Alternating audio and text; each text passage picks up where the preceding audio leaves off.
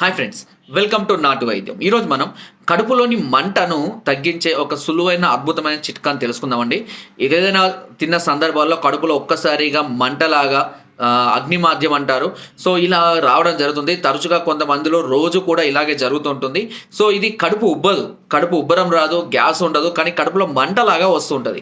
So, ఏది తిన్నా సరే వెంటనే మంటలాగా స్టార్ట్ అవుతుంది. ఇలాంటి మంటతో బాధపడుతున్న వారు రావి చెట్టు యొక్క గింజలను కొన్ని తీసుకొచ్చుకొని వాటిని నీళ్ళలో వేసి మెత్తగా నూరండి. సుమారుగా ఒక 5-6 గింజల్ని రావి చెట్టు గింజలు పండ్లుంటాయి కదా, వాటి లోపల గింజలు తీసుకొని మీరు వాటిని మంచిగా శుభ్రంగా కడిగి ఆ పైన తీసేసి లోపల గింజలను శుభ్రంగా కడిగి వాటిని కొద్దిగా నీళ్లు వేసి మెత్తగా దంచి కొద్దిగా కండ చక్కెర మీద కలుపుకొని దాన్ని ఉదయాన్నే పరికడుపునే తీసుకుంటూ ఉండండి.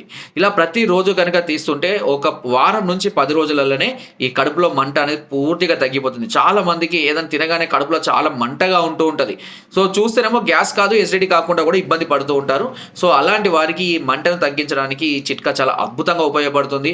అండ్ ఇంకా ఏదైనా ఉబ్బరం లాగా అనిపిస్తే కనుక ప్రతిరోజు కొద్దిగా సోంపును నానబెట్టుకొని రాత్రిపూట నానబెట్టుకొని ఉదయాన్నే ఆ సోంపు తిని ఆ నీళ్ళని తాగేస్తూ ఉండండి. సో, దీనివల్ల కూడా ఈ కడుపు ఉబ్బరం అనేది కూడా తగ్గిపోతుంది.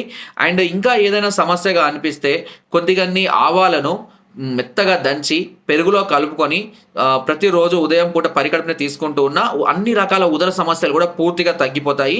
అండ్ స్టమక్ కూడా చాలా ఫ్రీగా అవుతుంది. తిన్న ఆహారం త్వరగా డైజెషన్ అవుతుంది. మోషన్స్, కాన్స్టిపేషన్ ప్రాబ్లం కూడా తగ్గిపోతుంది.